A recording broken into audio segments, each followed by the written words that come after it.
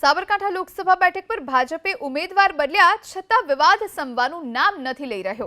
ભીખાજી ઠાકોરના સ્થાને ભાજપે થોડા મહિના પહેલા જ કોંગ્રેસમાંથી ભાજપમાં જોડાયેલા પ્રાંતિજના કોંગ્રેસના પૂર્વ ધારાસભ્ય મહેન્દ્રસિંહ બારૈયાના પત્ની શોભનાબેનને ટિકિટ આપતા ભાજપના વર્ષો જૂના અને સન્નિષ્ઠ કાર્યકર્તાઓમાં રોષ જોવા મળ્યો છે।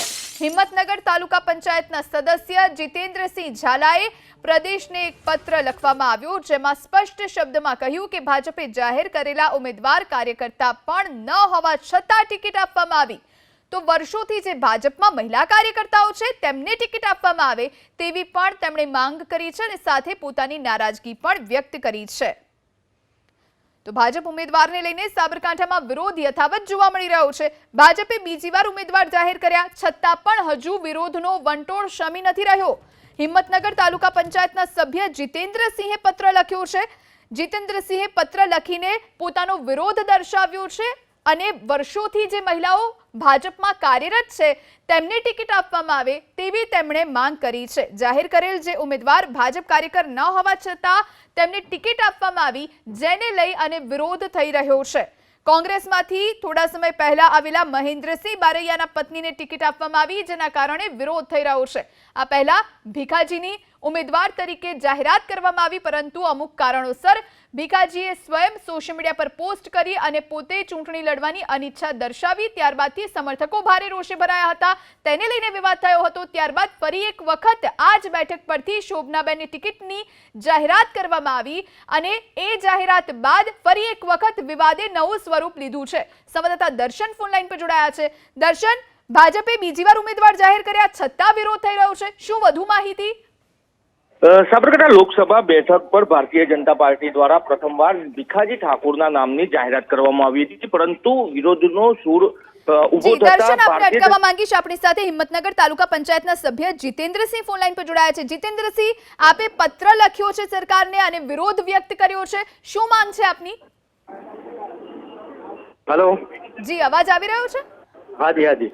આપે પત્ર લખ્યો છે અને વિરોધ કર્યો છે। સાબરકાંઠા બેઠક પર જે બીજી વારના ઉમેદવાર જાહેર થયા છે તેમને લઈને નારાજગી છે। મેં એવું કેવું છે મારું કે હિંમતનગર તાલુકા મહિલા મોરચાના કાર્યકર્તા છે, તો કાર્યકર્તાને ટિકિટ મળે, કાર્યકર્તા વિરુદ્ધ કેમ ટિકિટ આપો છો? તારો કે પતિ કાર્યકર્તા હોય તો પત્ની કઈ રીતે ટિકિટ મળશે? કે પત્ની બુથ પ્રમુખ નહીં કે પેજ પ્રમુખ નથી, તો ટિકિટ કઈ રીતે મળે એમને? જીતેન્દ્રસિંહ, પહેલા ભીખાજીને ઉમેદવાર બનાવવામાં આવ્યા અને પછી તેમણે અનિચ્છા દર્શાવી અને ત્યારબાદ આજે નવા ઉમેદવાર શોભનાબેન છે।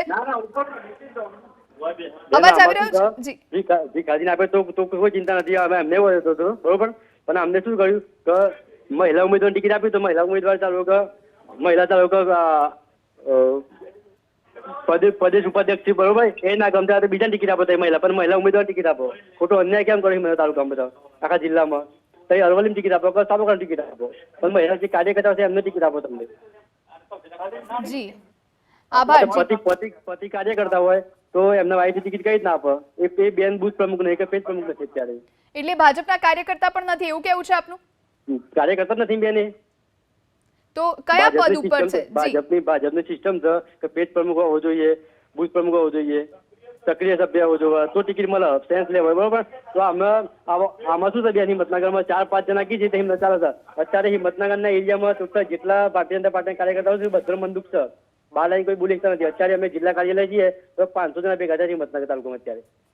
જીતેન્દ્રસિંહ, આપે કોઈ રજૂઆત કરી છે અથવા આગળ કોઈ રજૂઆત કરવાના છો રૂબરૂ મળીને? અત્યારે ચાલુ જ છે બધા, અત્યારે અરવલ્લી જિલ્લાના અને સાબરકાંઠા જિલ્લાના બધા તાલુકાના પબ્લિક ચાલુ જ છે, 500 જણા ભેગા થવાના અત્યારે જવાના।